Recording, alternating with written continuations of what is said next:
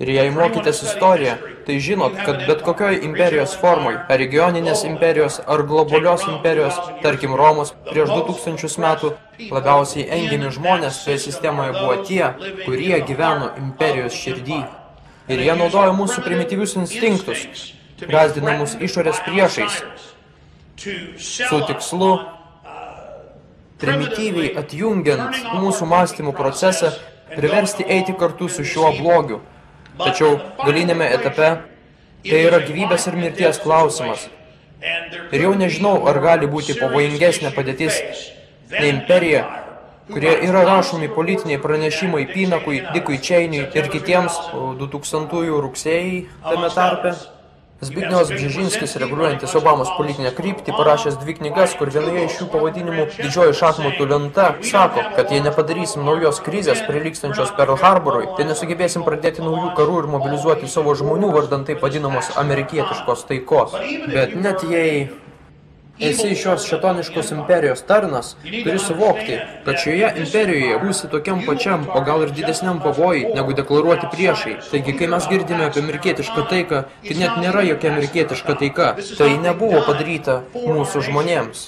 Tai buvo padaryta užsienio privatiems bankams, kurie kontroliuoja jungtinės tautas, kurie kontroliuoja Pentagoną, kurie kontroliuoja mūsų kongresą ir kurie mėgina įsitvirtinti visoje planetoje, kad paskui galėtų įžengti į jų sekančią operacijos fazę. Ir jeigu jūs iki šiol galvojot, kad tironijos, kurias matėt, yra žiaurios, tai kitoje fazėje išvystė tokį baisumą, kurio dar neregėjot. Taigi, viena iš temų, kurią norėjau paliesti, yra vyriausybės rengiamo teroro istorinė apžvalga. Ir aš žinau, kad daugelis čia esančių šitą dalyką pilnumoje žino. Bet žmonėms žiūrintiems šią įrašą per šimtus skirtingų video kanalų internete, YouTube ir kitose kanaluose, pamatysit, štai architektai ir inžinieriai ištyrinėjo bokštus dvynius ir pateikė įrodymus, kad jie buvo kontroliuojami, bus susprogdinti nuo viršaus iki apačios, kad pastatas numeris 7 buvo sugriautas klasikiniu kontroliuojamo sprogdinimo būdu ir kad federalinė vyriausybė ir NIST buvo priversti keisti savo pasakas 5, dabar jau 6 kartus ir vis tiek nesugeba paaiškinti, kodėl šie pastatai sugriuvo. O iš mokslinės pusės tai yra labai svarbu, kadangi tai yra kažkas tokio, į ką profesionalai, fizikai, architektai ir inžinieriai šiuo metu yra įsikandę dantimis. Bet yra dar ir kitų įrodymų sričių, apie kurias noriu šiandien pakalbėti. Ir tai yra absoliutus ir 100% faktas, kad per visą istoriją valdžiažmogiai nuolatos vykdydavo teroristinius aktus ir noriu paraginti klausytojus žiūrinčius dabar per internetą, noriu paraginti jūs eiti ir pasiskaityti istorijos knygas apie Romą, kuri buvo imperinio valdymo modelis, iki kol Roma žlugo 410 metais ir vėliau tas modelis nukeliavęs per tamsiuosius amžius galiausiai pasiekė mūsų dienos šviesą. Romėnai einais laikais tai darė reguliariai ir jie paskui apie tai kalbėjo, netgi pasididžiuodami gyrėsi bei rašė instrukcijas, kaip tai daryti. Jie reguliariai surežisuodavo užpuolimus ir apsimesdami priešais patys išskersdavo visus gyventojus kaimeliuose, esančiuose imperijos pakrašty ir propaguodami tai kaip pretekstą, patraukdavo vietinės gentis savo legionų pusėn, kad juos paremtų. Bet yra dar daugiau klasikinių romėnų vykdytų melagingos vėliavos operacijų pavyzdžių. Jeigu paimsite istorijos knygas ir pasiskaitysite apie pačias turtingiausias romėnų šeimas, tarkim apie Julijaus Cezario šeimą, tai Romoje ir jos apylinkėse jie buvo įsitraukę į priešgaisrinio draudimo versliuką. Ir jie ten ateidavo pas vietinius klientus, pas prekybininkus, į skirtingą kaiminystę, į žydų kaiminystę, į graikų kaiminystę, į romėnų kaiminystę ir sakydavo, jūs turite paremti mūsų priešgaisrinę tarnybą ir jei neparemsite mūsų priešgaisrinės tarnybos, tai tada mes sudeginsime jūsų rajoną.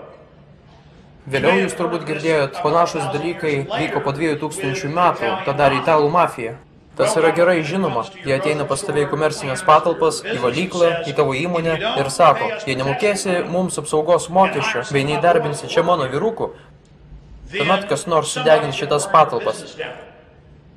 Ir tai yra apiplėšimas, štai kas yra melagingo teroro operacija. Tai yra mafijozinio tipo valdymo sistema. Na, žinoma, aš čia panaudojau romėnų bei italų mafijos pavyzdžius, Tačiau bet kokia mafija veikia pagal tokias pačias prievartos taisyklės ir būtent tai vyksta šiandien. Žinoma, taip pat turim aprašytų nacių melagingų teroro pavyzdžių. 1939 metais Lenkijos užpuolimo išvakarėse, kuomet su Stalinu buvo jau susitarta pasidalinti Lenkiją. Kaip Hitleris įtraukė vokiečius į karą, juk jiems buvo pasakyta, kad jie sukūrė šią milžinišką Vokietijos kariuomenę, kad galėtų apsiginti. Kaip vokiečius, kurie po pirmojo pasaulinio karo jau nenorėjo daugiau kariauti, kaip juos galima buvo suvilioti užpulti Lenkiją ir taip pradėti antrą pasaulinį karą? Na, ką atliko vokiečių kariuomenė, jie paėmė kalinius iš vietinės stovyklos, perengė juos vokiečių ir lenkų pasieniečių uniformom, sušaudė ir atliko fotosesiją.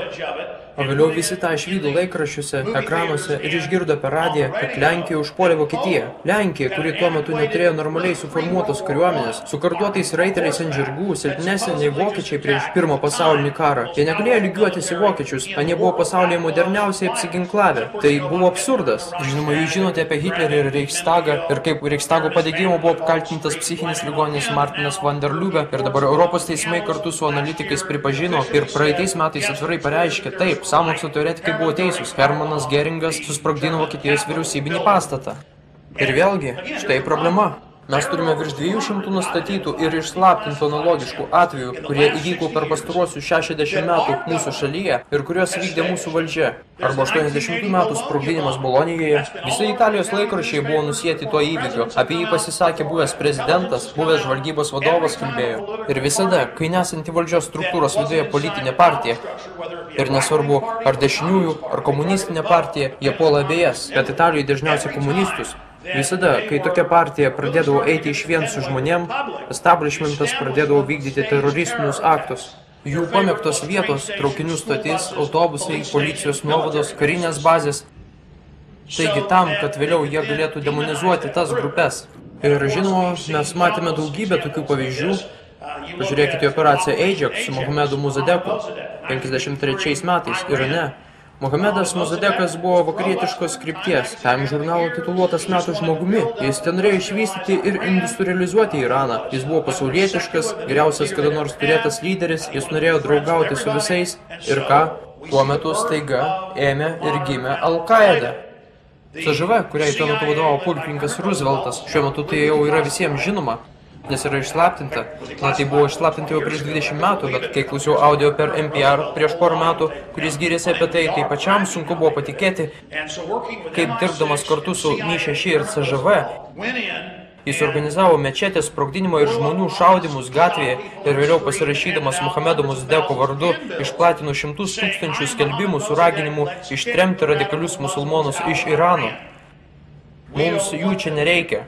Paskui mūsų valdžia išnaudojo radikalius musulmonus juos pakurstydama, prasidėjo ekstremizmas, žmonės pradėjo šaudyti gatvėse, šaudė į policiją ir į kareivius, ir tai buvo panaudota kaip pretekstas kariniai intervencijai, kuomet buvo pasakyta, gerai, mes padėsime jums susitvarkyti, mes sukursime jums policinę valstybę. Ir tai mus atvedė prie dar vienos problemos. Mūsų valdžia vėl ir vėl eilinį kartą, kai tik pasitaiko proga, nenori leisti ateiti į valdžią lyderiams, kurie atstovautų žmonės, nenori leisti vystytis kitoms tautoms, nesvarbu ar Azijos, ar Latino Amerikos, ar Afrikos, ar Vidurio rytams, nesvarbu. Visais atvejais žmonės esantis mūsų vyriausybėje, šaltakraujai, didžiojo žaidimo machinatoriai, bet kuriais atvejais jie į valdžią pastato diktatorius, jie atveda oligarchus, jie sukuria despotiškas sistemas, jie suformuoja tas savak kankintojų komandas ir kariuomenės, kurios mirtinai nukankino 200 000 žmonių. Ir mano žinutė jums, jei jie tai gali padaryti Italijoje, gali padaryti Irane, gali padaryti Argentinoje, gali padaryti bet kur kitur pasaulyje, ar jie to nedarys pas mus? Ir atsakymas yra taip. Kriminalai, kurie kontroliavo šią šalį jau daugiau nei 50 metų, yra visiškai šaltakraujai ir jiems patinka daryti tai, ką jie daro. Ir jiems patinka faktas, kad visuomenė nesupranta, kas vyksta, kad 9 atvejuose iš 10 ar net daugiau, tai yra valdžios struktūros rankų darbas tos provokacijos. Paskui mes žinome apie operaciją Northwood. Manau, visi iš esančių čia apie ją žinote. Nebent kai kurie, kas dabar žiūri per video, nežino, bet apie tai rašė Associated Press, Baltimore Sun, ABC žinios. Nacionalinės apsaugos archyvai. Jūs galite perskaityti visą ataskaitą. Ten ne tik pasakyta, kad perims lėktuvo valdymo radio ryšio būdu ir susprogdins jį. Ne tik sakoma, kad bus surežisuotos netikros CŽV pareigūnų mirtis. Ne tik sakoma, kad susprogdins bombą Miami ir Vašingtone. Ten dar parašyta, kad JAV kariškiai persirengę kubiečių uniformomis užpuls JAV karo laivyno bazę Guantanamo įlankoje, Kuboje, ir kad nužudys JAV kareivius. Ir dar ten parašyta, kad užpuls karinę bazę Vašingtone, Kolumbijos apygardoje, tai yra Pentagoną, ir paskrūdins kareivius. Juk matėte tokius paskrūdintus vos prieš kelias savaitės. Ir štai kas baisiaus yra šiuose patologiniuose individuose, kad jie kartoja tuos pačius darbus vėl ir vėl ir vėl ir vėl. Ir spėkite, iš kur šaulys, kurio neranda mėnesius laiko, gavo savo ginklą. Iš policijos areštinės, iš Tenesio. Spėkite, iš kur gavo ginklą šaulys įvykdęs išpuolį Nevadoje. Iš tos pačios vietos, iš Tenesio, nors nei sykio nėra tenais buvęs. Ir tai vis kartojasi ir kartojasi. Šie vyrukai visuomet buvo atostogose, juos visą laiką pakeša, surežisuoja įvykius ir niekada nepateikia video įrašų.